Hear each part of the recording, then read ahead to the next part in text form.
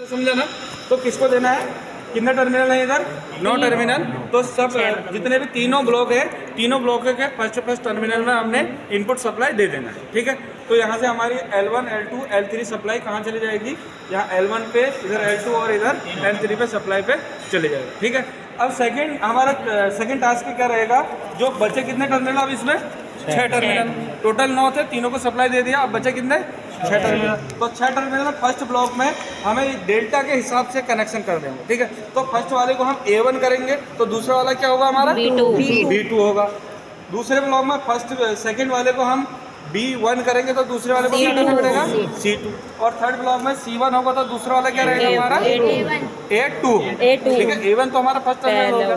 तो अब situation change होंगी, स्टार में हमारा क्या रहेगा कि A1, B1, C1 को सप्लाई मिलेगा और A2, B2 और C2 क्या होंगे आपस में शॉर्ट होंगे। ठीक है, तो क्या कनेक्शन बनेगा, स्टार कनेक्शन। डेल्टा में क्या होगा, A1 और B2 को सप्लाई मिलेगा एक साथ में, L1 सप्लाई, और L2 सप्लाई किसको मिलेगा, B1 और C2 को, और L3 सप्लाई C1 और A2।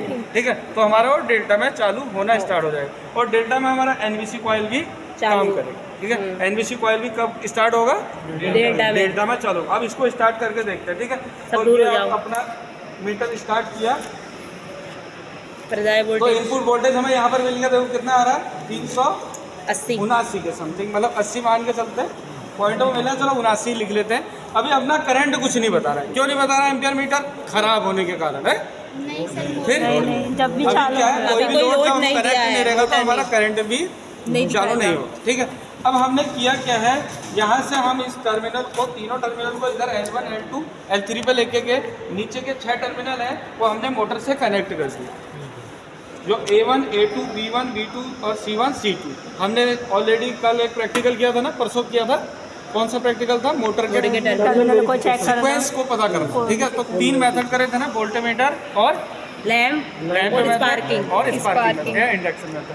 तो इस प्रकार से हमने यहाँ पर एक कनेक्शन भी पूरे कर दिए। अब मोटर को स्टार्ट करना है, तो मोटर को स्टार्ट करेंगे तो किस में करेंगे हम, स्टार्टिंग में स्टार में मोटर अपना स्टार्ट होगा। ये देखो मोटर की डायरेक्शन क्या है, मोटर अभी तो आपको यहाँ देखना स्टार्टिंग करंट क्या है। ये देखो अभी स्टार्टिंग में कितना आ रहा था, 6 पॉइंट कुछ आ रहा था ना, 1 पॉइंट स्टार्ट कर रहा है तो 5.0 मोटर हमारा ये कितनी 1.5। अरे स्टार्टिंग का देखना, डेल्टा में क्या हो रहा है, देखो तीनों की तीनों पत्ती आपस में शॉर्ट हो रही है। मतलब हमारा L1 को जो L1 सप्लाई है A1 B2 को जा रहा है, L2 सप्लाई B1 C2 को जा रहा है, और L3 सप्लाई C1 A2 को सप्लाई जा रहा है। तो इसमें हमारा कैसे चल रहा है, डेल्टा में। तो अभी ये फुल कंडीशन में कितना करंट आ गया अपना, रनिंग कंडीशन में सर नहीं, स्टार्टिंग में 1 पॉइंट समथिंग आई थी। अरे मोटर 1.5 तक चलाना है, स्टार में 8 सेकेंड 1.5 है सर। उसके बाद क्या करेंगे हम, 1.5 स्टार्टिंग में चेंज करेंगे।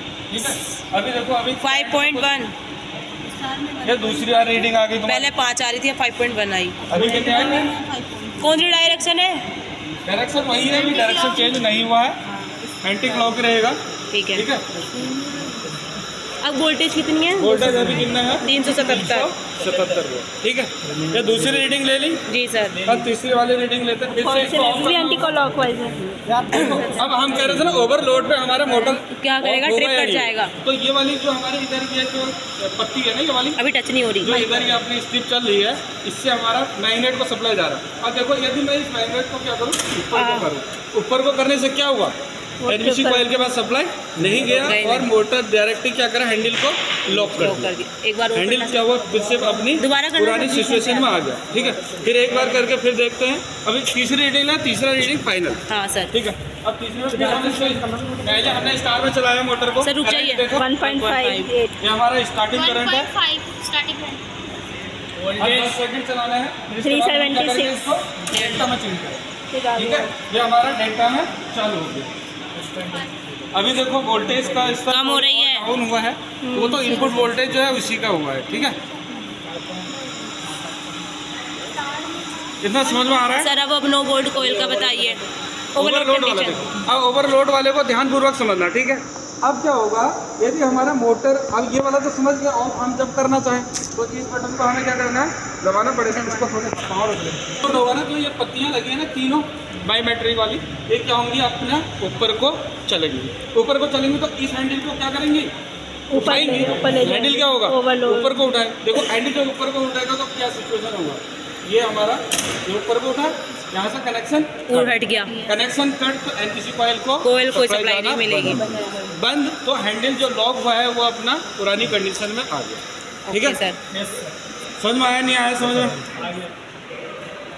कंप्लीट कर दिया। क्या है इसमें, मोटर क्लॉकवाइज, मोटर की डायरेक्शन को चेंज करना, 3 फेज की मोटर की डायरेक्शन को चेंज करना। तो चेंज करना है तो सबसे पहले हमको क्या करना है, एमसीबी को डाउन करना पड़ेगा। अब जो इनपुट सप्लाई है 3 फेज की है, उसमें से कोई भी 2 टर्मिनलों को क्या करेंगे हम लोग, आपस में इंटरचेंज करते हैं।